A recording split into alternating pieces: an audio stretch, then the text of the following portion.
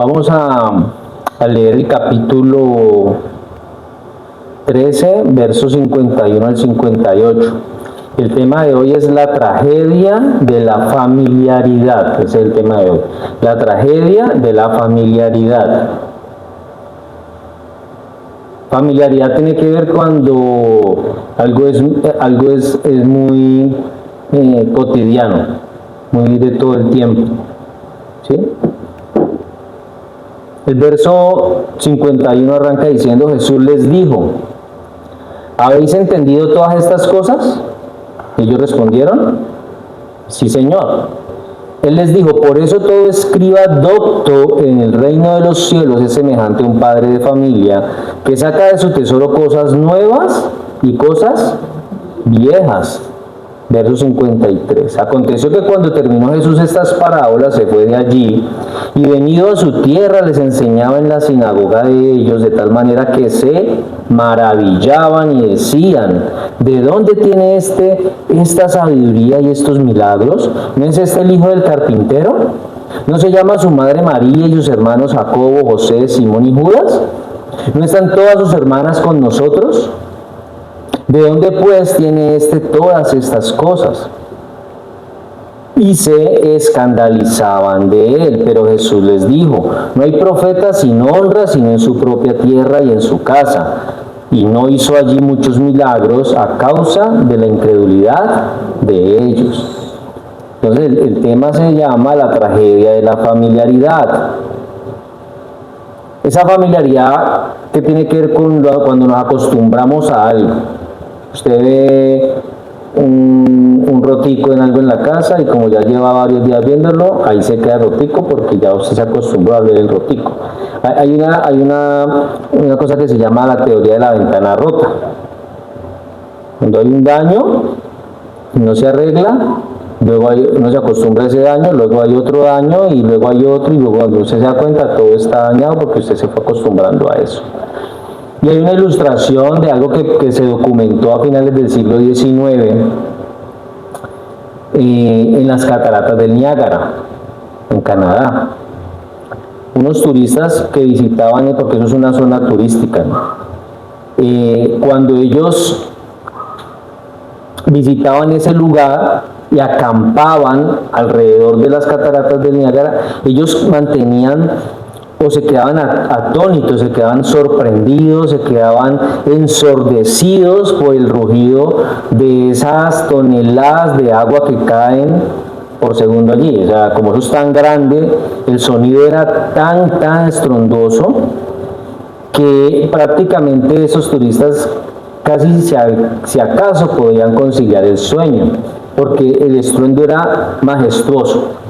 Pero al mismo tiempo los habitantes de la zona que tenían sus casas viviendo muy cerquita de las cataratas dormían plácidamente, dormían como bebés.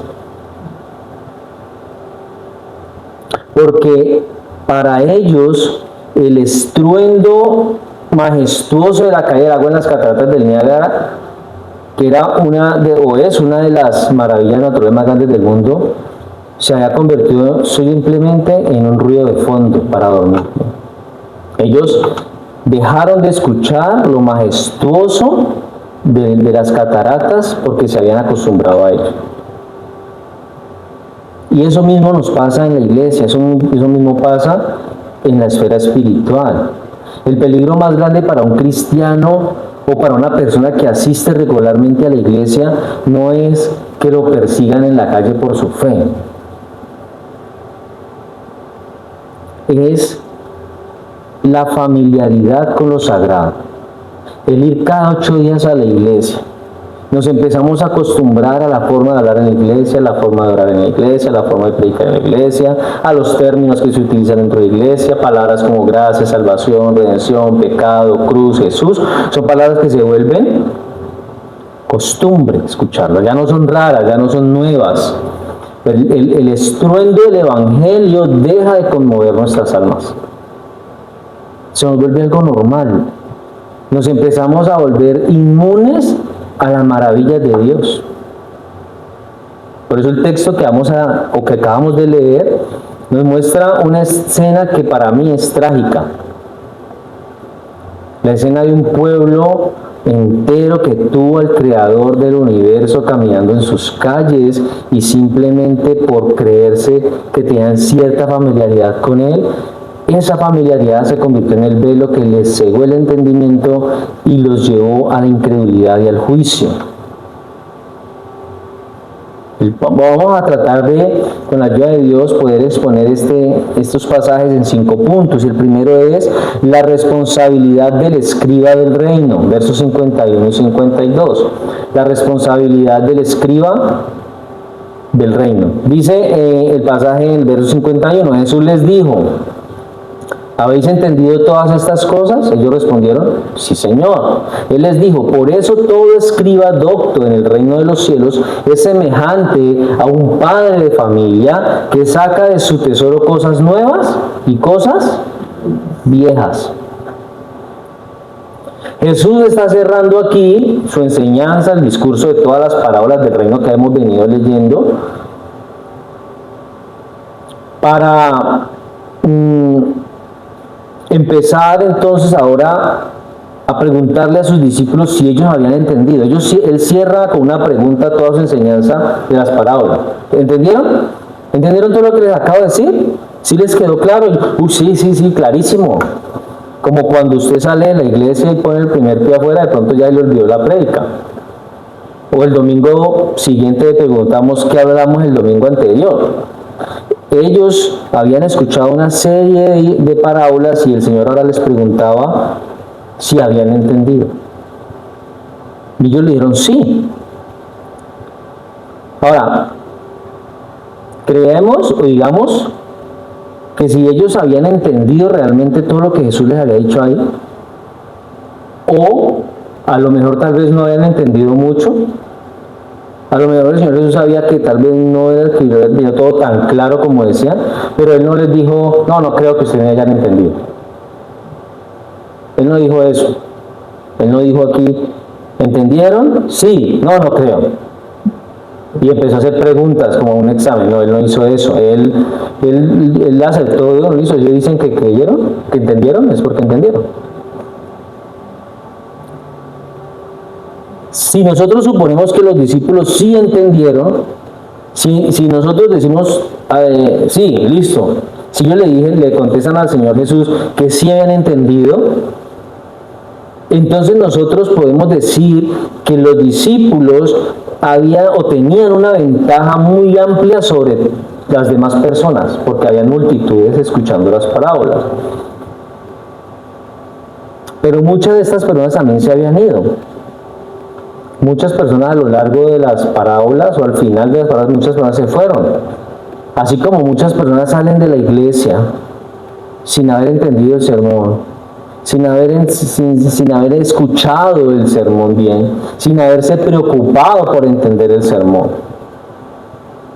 Solo el que de pronto diga: sí, yo entendí el sermón, escuché el sermón, ese va a tener ventaja sobre los que salieron sin entender nada y sin preocuparse por si entendieron o no.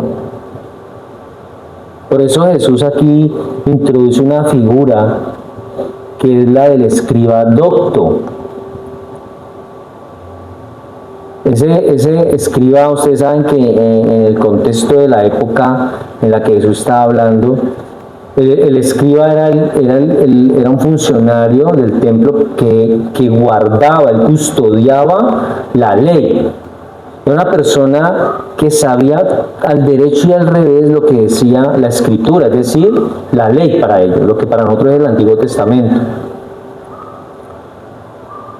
Pero cuando Él les dice a ellos que el escriba docto en el reino de los cielos es semejante a un padre de familia que saca de su tesoro cosas nuevas y cosas viejas,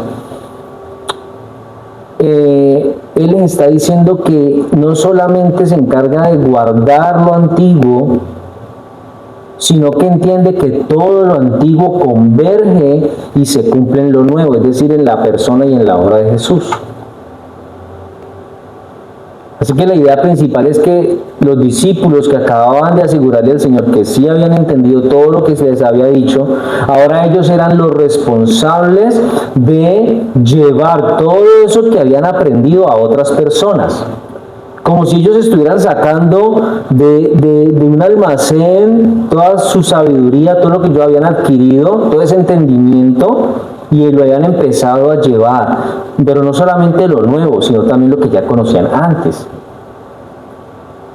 Por eso el enfoque del pasaje es cristocéntrico. Jesús es el tesoro del cual emana toda revelación. Nosotros no necesitamos una revelación nueva.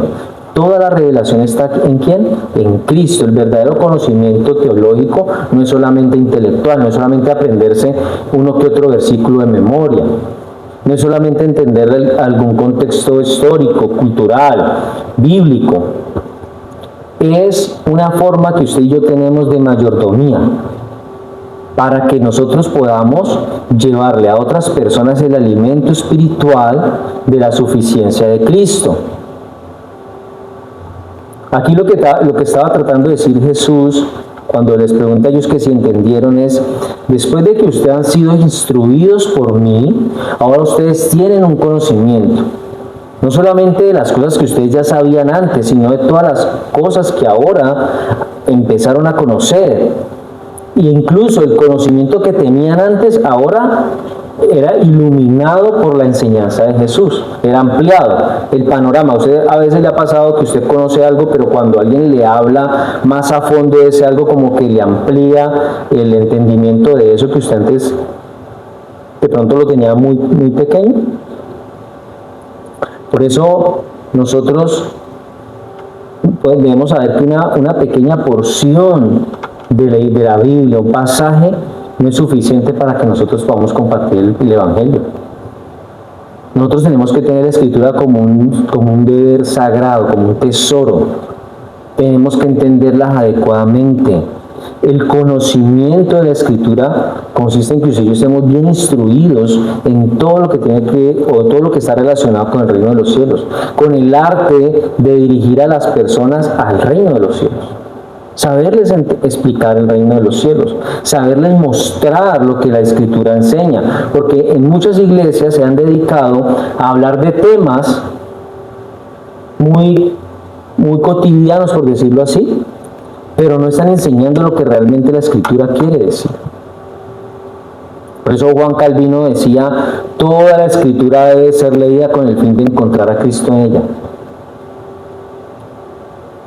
Debemos entonces arrepentirnos, si nos pasa, de leer la Biblia solamente con un fin académico o con el fin de saber uno que otro versículo, porque a veces alguien habla algo de la Biblia y yo estoy ignorante, o de pronto el pastor habla de algo y yo no entendí nada, necesito tener algunos datos y no le permitimos al dueño del tesoro que transforme nuestro corazón, porque a veces leemos la Biblia como algo obligatorio. Por eso nos tenemos que preguntar si somos escribas doctos, o sea, es decir, ¿somos escribas que solamente acumulamos el conocimiento, o somos esos padres de familia que alimentamos a otros con el alimento de Cristo? Porque cuando vamos a hablar con alguien que tiene un problema, una dificultad, no le podemos hablar como cualquier persona. Tenemos que hablarle con la palabra del Señor. Tal vez eso que le tengamos que decir a esa persona no esté como al gusto de ella, ¿no? Tal vez esa persona lo que quería escuchar era que lo felicitemos, que lo animemos.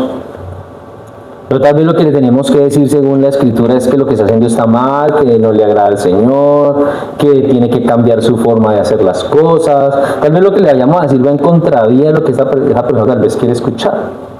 Pero no es lo que esa persona quiera escuchar, sino lo que necesita escuchar. Segundo, el asombro intelectual sin conversión del corazón. Es el segundo punto, el asombro intelectual sin conversión del corazón. Versos 53 y 54. Aconteció que cuando terminó Jesús estas parábolas, se fue de allí, y venido a su tierra, les enseñaba en la sinagoga de ellos, de tal manera que se maravillaban. En esta parte del pasaje dice que Jesús, después de que ya había hablado con ellos, se fue a su tierra. ¿Y cuál era su tierra? Nazaret. Él entra a la sinagoga de ellos a enseñarles, el centro de la vida comunitaria y teológica local. Cuando ellos escuchan su enseñanza, la reacción inicial de estas personas es que se maravillaban.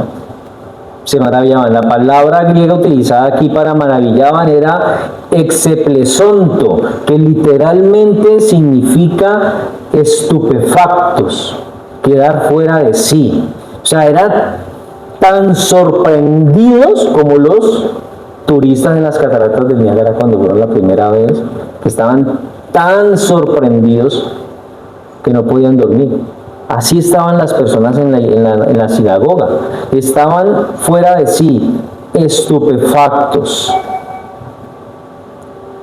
por la enseñanza de Jesús. Pero, ¿sabe qué pasa con estas personas que escuchaban la enseñanza de Jesús? Ellos conocían a Jesús, ellos estaban familiarizados con Él, ellos lo vieron crecer. Ellos lo vieron desde que era un niño, ellos estaban acostumbrados a verlo como una persona normal, que no iba a hacer o que no hacía en su época nada espectacular. Jesús creció como un niño normal. Él mientras fue niño, adolescente, él allí no hizo milagros, no hizo nada raro, él creció como un niño normal. Por eso el asombro de ellos cuando él les habla en la sinagoga no es que ellos empezaran a tener fe, ese asombro era sinónimo de fe. Es posible que una persona pueda estar fascinada por la forma en la que un predicador predica. Puede que alguien se fascine por la elocuencia de una persona cuando está predicando. Tal vez una persona está fascinada por la estética de la iglesia, por el lugar, por las sillas, por las luces, ¿cierto? Por toda la escenografía que tal vez en algunos lugares tienen. Tal vez muchas personas estén fascinadas por la forma en la que cantan, por las canciones, por la forma de orar, por la forma en que son recibidos. Tal vez la doctrina les parece lógica. Y aún así, aunque estén fascinados por muchas de esas cosas y vayan regularmente a la iglesia, pueden estar todavía muertos en sus delitos y pecados. R.C. Sproul decía, puedes conocer la doctrina de la justificación por la fe perfectamente y aún así irte al infierno si no confías en el Cristo de esa doctrina. Muchas personas van a la iglesia porque les gusta lo que ven, la experiencia. Porque hay iglesias hoy que están vendiendo el ir a la iglesia como una experiencia de amistad, de amigos, todos son cool, somos chéveres, aquí no juzgamos a nadie, aquí todo es amor. Ya las iglesias en estos días son escenarios de mundial, porque ellos no son aburridos. Ellos no son aburridos. Yo leía un post de alguien que decía, ¿en tu iglesia son aburridos? Colocando una imagen de todos en la iglesia viendo el partido de Colombia, dentro de la iglesia. Entonces para alguien, para cualquiera puede ser muy normal, puede ser chévere, ay, ¿qué tiene de malo ver el partido en la iglesia? Muchas iglesias se han convertido en lugar de culto al Señor, en un lugar de entretenimiento para las personas. Hay gente que hoy va a la iglesia por todo ese tipo de cosas. Hay iglesias que en octubre se disfrazan. Todos se disfrazan para atraer personas. Han convertido la iglesia en algo que no es iglesia, aunque esté lleno de buenas intenciones. Por eso pueden conocer las doctrinas, pero no están confiando y no están honrando al Cristo de esas doctrinas. Por eso ese es un llamado que el pasaje nos hace, un llamado urgente al autoexamen como iglesia. Como iglesia nos tenemos que examinar. Venimos el domingo a maravillarnos por el sermón o por la forma en que el predicador lo hace, o venimos cada domingo a la iglesia a rendir nuestra voluntad, nuestra emoción, negarnos a nosotros mismos delante del Rey. ¿A qué venimos a la iglesia los domingos? o para iglesias que van toda la semana. Maravillarnos y asombrarnos por ese tipo de cosas no nos va a llevar al cielo, no nos hace buenos cristianos, pero tener una fe que esté sujeta y sometida a Cristo, eso sí. Una fe que honre al Señor y al lugar de culto como tiene que ser. Tercero, el filtro carnal de la familiaridad. El filtro carnal de la familiaridad. Verso 54, creo que en la segunda parte, y decían, ¿de dónde tiene esta sabiduría y estos milagros? ¿No es este el hijo del carpintero? ¿No se llama su madre María y sus hermanos Jacobo, José, Simón y Judas? ¿No están todas sus hermanas con nosotros? ¿De dónde pues tiene todas estas cosas? La maravilla aquí en este pasaje se convierte rápidamente en desprecio. Rápido. Los nazarenos aquí usan una lógica humana, terrenal, carnal, para evaluar algo que no es terrenal, para evaluar algo que es divino. Por eso, en la cultura del honor y de la vergüenza, que era la que se utilizaba en la Galilea del primer siglo, la identidad de una persona estaba estaba completamente ligada mejor a su linaje y al oficio familiar. Hoy, un hijo nuestro puede estudiar, si es que quiere, lo que le guste. No necesariamente lo que sabe hacer el papá, ¿no? Si el papá es abogado, el hijo puede ser ingeniero, puede ser médico. Pero en esa época los hijos seguían con la misma profesión del papá. Y eso era de padres a hijos. Entonces la identidad de una persona estaba ligada al oficio de la familia, estaba ligada al nombre de la familia. ¿De qué linaje es usted? ¿De qué familia es usted? Hoy todavía en algunas partes se ve que es de una familia prestante, de una familia influyente que durante muchos años ha estado presente acá, ¿cierto? Por eso ellos preguntaban, ¿no es este el hijo del carpintero? Estaban identificándolo con el oficio familiar. Pero esa pregunta de estas personas era una pregunta hecha con prejuicios, pero era un prejuicio ignorante. Ellos con la pregunta estaban, o intentaron más bien, reducir, minimizar la soberanía de Cristo en el entorno en el que estaban. Ellos están diciendo con esta palabra, con esta pregunta, conocemos su origen, sabemos de dónde viene, sabemos que su origen es humilde, que su familia no era importante, que no era conocida.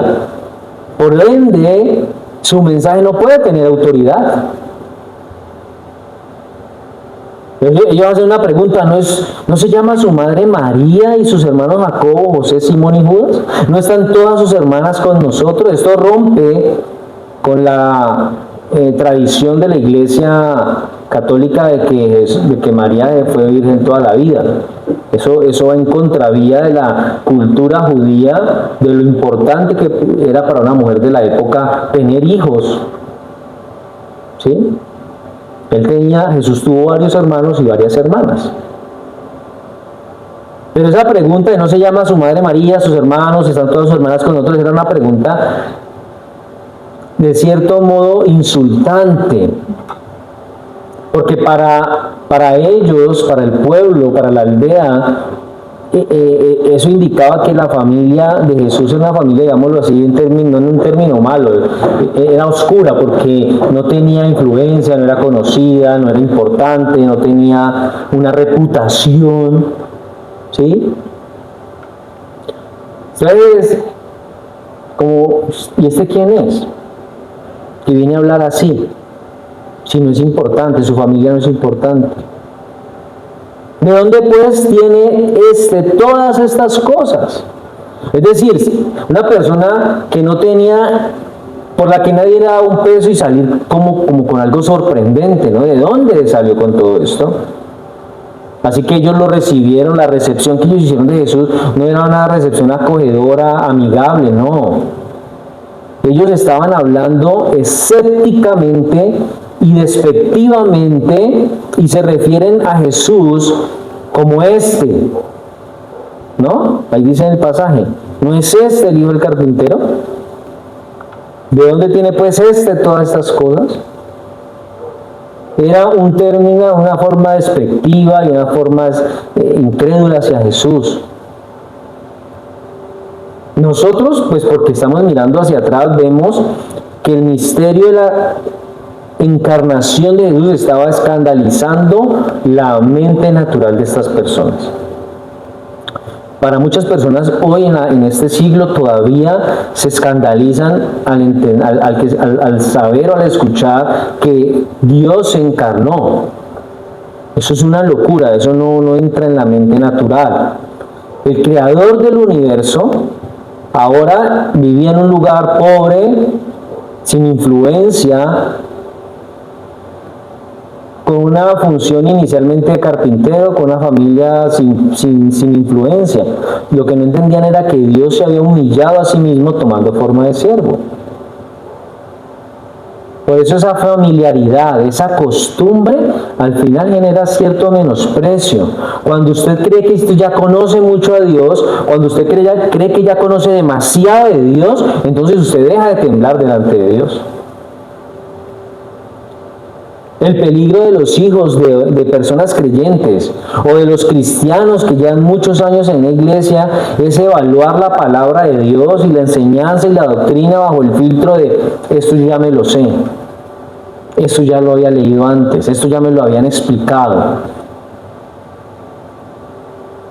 Ya va a hablar de ese tema, yo eso ya lo he leído muchas veces, yo fui a una convención, yo fui a un seminario, yo tengo un libro. Como que no necesito que me hablen más de esto. Tenemos que arrepentirnos de haber empequeñecido la majestad de Cristo, confiando en nuestros propios conceptos humanos. No sé si aquí ya ha pasado. Ya va a hablar de eso ya lo he leído antes. Ya me lo sé.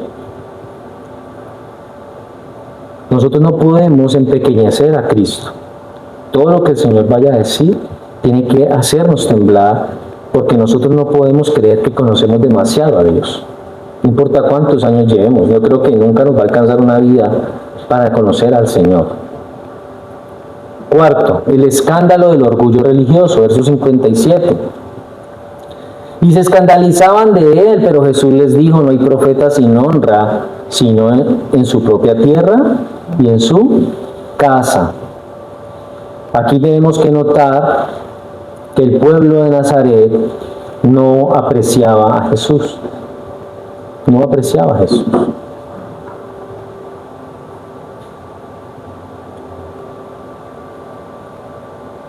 El hecho de que Jesús hablara como hablaba, el hecho de que Jesús enseñara como enseñaba, y demostrar la gloria de Dios en su persona y en su obra, lo que hacía era que al final estas personas se resintieran hacia Él. ¿Se entiende? Es decir, ellos al saber el origen humilde de Jesús, el ver que Él tuviera un nivel de enseñanza, era un rabí, para ellos en vez de sentirse orgullosos porque Él era de allá, al contrario como que les hacía rabia. Nazaret era un pueblo del cual decían de ahí nada bueno debe salir. Lo dijo Natanael cuando supo que Jesús era de Nazaret, dijo, pero de Nazaret nunca sale nada bueno. Es como cuando sale, hoy día vemos un deportista o un artista que viene de un pueblo que no lo conoce sino él, ¿cierto? ¿Qué hace la gente de ese pueblo? Hace bulla de que él es de allá, de que ese artista o ese deportista o esa persona importante que hoy está reconocida a nivel mundial nació allá, que es de allá. Pero aquí en Nazaret no pasaba lo mismo, ellos empezaron a estar resentidos con él. Esa palabra escandalizaban, y se escandalizaban. Esa palabra que se utiliza allí tiene que ver con que Jesús se haya convertido casi como en una piedra de tropiezo para ellos. El orgullo de ellos estaba herido y no soportaba que alguien que había surgido de su propia aldea, de ese propio lugar que era rural, que no era sorprendente ese lugar, que nadie quería ir allá, que no era un lugar de mucho turismo ni nada de eso, les viniera ahorita a exigir a ellos que se arrepintieran. No era aceptable que Él viniera ahorita y les anunciara el reino de los cielos. Pasa con personas hoy en día que, con las personas de color, que tienen racismo entre ellos mismos. Pasa con personas de la misma casa.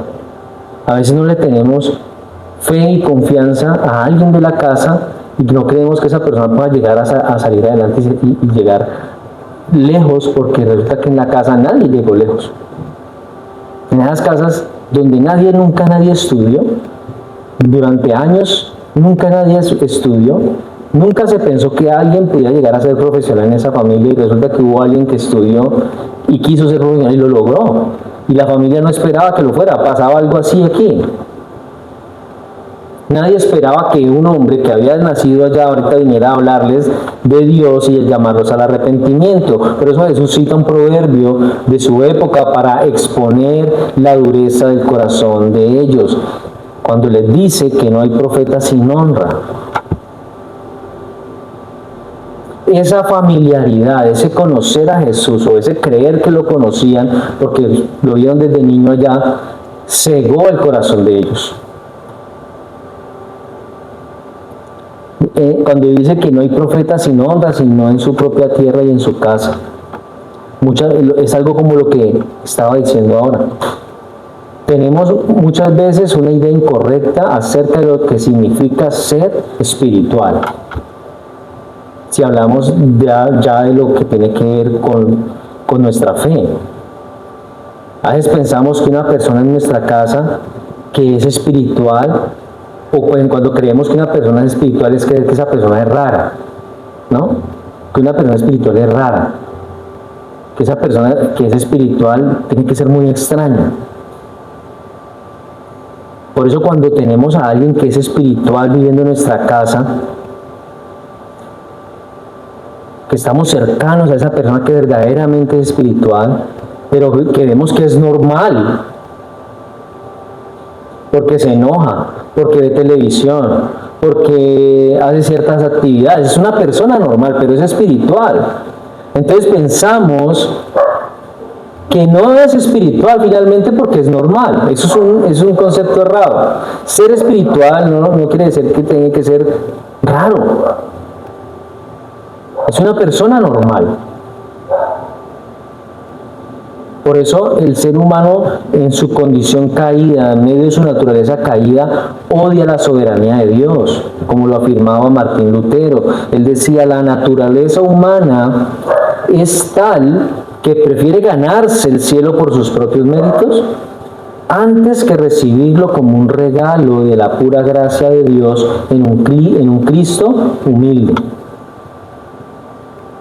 Hay gente que más bien prefiere hacer obras de caridad, de beneficencia, ¿cierto? De regalar mercados, de ayudarle a los pobres, de abrir fundaciones, porque creen que con eso van a entrar al cielo. Eso es el resultado de una naturaleza caída. Creen que por sus propios méritos y por sus propias buenas obras van a poder ganarse el cielo, antes de recibirlo como un regalo de la pura gracia de Dios en la obra de Cristo, es decir, de arrepentirse de sus pecados, aceptar a Cristo en su corazón. Es más difícil para ellos eso. En Nazaret querían un Mesías político glorioso, ¿cierto? Que alimentara el orgullo del país antes a un carpintero que expusiera su bancarrota espiritual. Por eso muchas personas hoy no se acercan al Señor. Muchas personas hoy no quieren venir a la iglesia, porque ellos no quieren que se exponga su bancarrota espiritual. Ellos quieren ganarse el cielo a punta de buenas obras, de ser buenas personas, de cumplir con sus deberes civiles.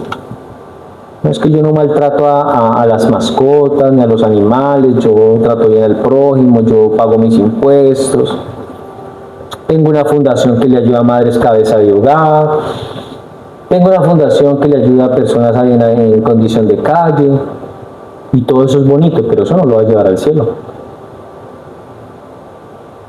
Quinto, no, mentiras, antes de ir al quinto, tenemos que hacernos una pregunta. A las personas de Nazaret los escandalizó la forma en cómo ese Cristo humilde los llamó al arrepentimiento del pecado. Nosotros, ¿qué verdades de la palabra de Dios nos están escandalizando hoy? Porque por eso mucha gente deja ir a la iglesia, ¿no? Es que hoy el pastor me las tiró a mí. Hoy todas eran para mí, una cantidad de indirectas hoy, por eso yo no vuelvo por allá. Es un discurso de odio. ¿Qué nos escandaliza hoy? ¿Será que la soberanía de Dios que demanda santidad de nosotros? ¿Será que eso nos escandaliza? ¿Será que nos escandaliza el llamado del Señor a negarnos a nosotros mismos? Porque a nadie le gusta que le digan niéguese a usted mismo, niéguese a sus gustos, a sus deseos, a sus sueños, a sus esperanzas y cargue su cruz y siga al Señor. Por eso el escándalo del que hablan aquí en Nazaret es el mismo escándalo del hombre moderno, de la iglesia de hoy, que quiere más bien hacer un Cristo a su medida, un Cristo que sea terapéutico, que calme su conciencia cada domingo hablándole de amor, pero rechazando al Señor absoluto y soberano de todo. Porque el Señor absoluto y soberano de todo le dice: niéguese a sí mismo, tome su cruz y sígame, arrepiéntase de su pecado.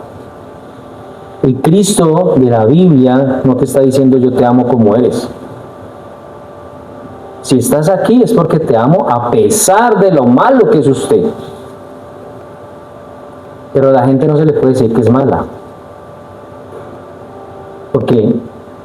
Porque eso no va con lo que ellos quieren escuchar. Ahora sí vamos al quinto. La solemne limitación de la incredulidad. La solemne limitación de la incredulidad, verso 58. Y no hizo allí ¿qué? Muchos milagros a causa de la incredulidad de ellos. Aquí no significa que Jesús perdió su poder. No, porque como casi no creen en mí, porque aquí lo estaban rechazando. Aquí hubo más rechazo del que él ya había recibido capítulos atrás. No quiere decir que como ellos eran incrédulos, entonces aquí el poder del Señor se bloqueó. No funcionó. No. Porque el poder de Dios no depende de nuestra fe. Nuestra fe no es el combustible que le da poder a Dios para entonces generar milagros en nuestras vidas, no. Mateo aquí lo que nos está mostrando es que Jesús operaba bajo lo que se conoce como economía de gracia, una economía de gracia y de juicio, donde si había fe, Él derramaba gracia, pero donde había incredulidad, Él derramaba juicio. Donde había incredulidad, el Señor retenía las bendiciones para ellos. Y eso era una señal de juicio justo. Porque Jesús es un juez que es soberano. El retener los milagros en Nazaret era un anticipo del juicio final. Cuando una persona se niega a creer en Cristo, cuando una persona se niega a aceptar a Cristo, porque a ese Cristo que ya se reveló en la Escritura, que ya sabemos que existe, que sabemos que vino, estuvo en este mundo, murió, resucitó, está en el cielo. Una persona que se niega a creer y aceptar a este Cristo está sellando su destino bajo la justicia divina. Eso es grave. Eso es como para que uno se preocupe. Por eso podemos decir que el juicio de Dios aquí en Cristo, cuando Él no hace milagros, es como un silencio de Dios. Y esa es una de las consecuencias más terribles en la vida de una persona. Cuando la gente se ha familiarizado tanto con lo que aparentemente es de Dios, se ha familiarizado tanto con la iglesia porque se vuelve costumbre, empiezan a tener cierta incredulidad y empiezan a recibir el silencio de Dios. Se empiezan a alejar de la presencia de Dios. Nosotros tendríamos que clamar, rogar con lágrimas en los ojos si es que hemos apagado el mover del Espíritu Santo en nuestras vidas. Si lo que todo el tiempo escuchamos es un silencio de Dios. Claro, a veces el Señor tiene silencio en nuestras vidas y es normal. Pero otras veces ese corazón, ese silencio de Dios en nuestras vidas, en nuestras familias, se debe a un corazón endurecido, a un corazón que no ha querido aceptar al Señor. Un corazón que se ha vuelto cínico, falto de fe, descarado. Por eso, para terminar, aquí vemos en este texto un resumen de lo que muestra estas personas que vivían en un lugar que tenían un corazón endurecido. Hombres que habían escuchado la sabiduría encarnada del Señor, que vieron destellos de la gloria de Dios, pero que prefirieron quedarse con el Jesús carpintero, porque ese era el que estaba en sus mentes. ¿No es este el hijo del carpintero? Ese que creció allí en el pueblo, ese que no hacía nada extraordinario, ese que tal vez era controlable porque todavía era pequeño, un Jesús común. Nazaret prefirió quedarse con la familiaridad, con la cotidianidad que ellos habían tenido y perdieron la eternidad del Rey. Por eso nosotros no podemos permitir que la rutina religiosa, por decirlo así, nos robe nuestro caminar en el Señor. Mire, el diablo no necesita que usted no vuelva a la iglesia. El diablo no necesita que usted empiece a ir cada 15 o cada 20 o cada mes a la iglesia. Él no necesita eso. Si usted va cada 8 días a la iglesia, él no tiene problema. El diablo no tiene problema con que usted asista todo el tiempo a la iglesia. El diablo lo que necesita es que usted no acepte el sacrificio de Cristo en la cruz. Si el sacrificio de Cristo ya no rompe su corazón en llanto, si su pecado ya a usted no le genera dolor en su vida, si leer la Biblia ya no produce en usted ese deleite y ese gozo, sino que se convierte en algo aburrido, entonces usted está sufriendo la tragedia de la familiaridad. El diablo lo único que quiere es que usted, o lo único que necesita es que usted se acostumbre a la iglesia. Porque cuando usted se acostumbra a algo, se le vuelve paisaje. Ya no lo sorprende la palabra. Por eso John Owen decía, el pecado no se destruye a menos que el alma se sature constantemente de la maravillosa grandeza de Jesucristo. Cuando usted deja de ir a la iglesia, cuando usted empieza a perder esa comunión, cuando usted deja de orar, de leer la Biblia, y después lo hace después de forma usted se enfría. Y cuando lo hace porque, ay, verdad que yo tengo que orar. Ay, verdad que yo tengo que leer la Biblia. Ay, verdad que yo hace 15 días no voy a la iglesia. Voy a ir, porque es una costumbre que me ha perdido y tiene que hacerlo. Pero eso a usted no le genera ningún cambio. Por eso hoy es el día que usted y yo nos tengamos que arrepentir de la frialdad espiritual. Que caigamos de rodillas delante del Señor y le pidamos que rompa esa costra de religiosidad mecánica. Que ir a la iglesia sea un evento para nosotros. Que ir a la iglesia cada 8 días que esperemos que sea el domingo para poder ir a la iglesia. Que tengamos expectativa por lo que el Señor nos quiere decir. Oremos para que el Espíritu Santo encienda el trueno, el estruendo del Evangelio en nuestro corazón. Para que usted y yo ya no veamos a Jesús como una costumbre dominical. Hay gente que la iglesia se le convirtió en una costumbre dominical, sino que el ir a la iglesia sea para nosotros como un tesoro, ¿cierto? Algo por el cual usted sienta que vale la pena perderlo todo. Perder esa burbuja de la comodidad, de querer dormir hasta tarde, de querer más bien hacer otras cosas antes que ir a la iglesia. No, ir a la iglesia tiene que ser un tesoro para nosotros. Tenemos que pedir al Señor que nos salve de esa familiaridad que a veces se empieza a quedar en nosotros, que es normal. Como seres humanos nos acostumbramos facilito a todo, sino que nos dé esos ojos de fe que como creyentes necesitamos para ver al Señor como lo que Él es, el Rey del universo. Amén.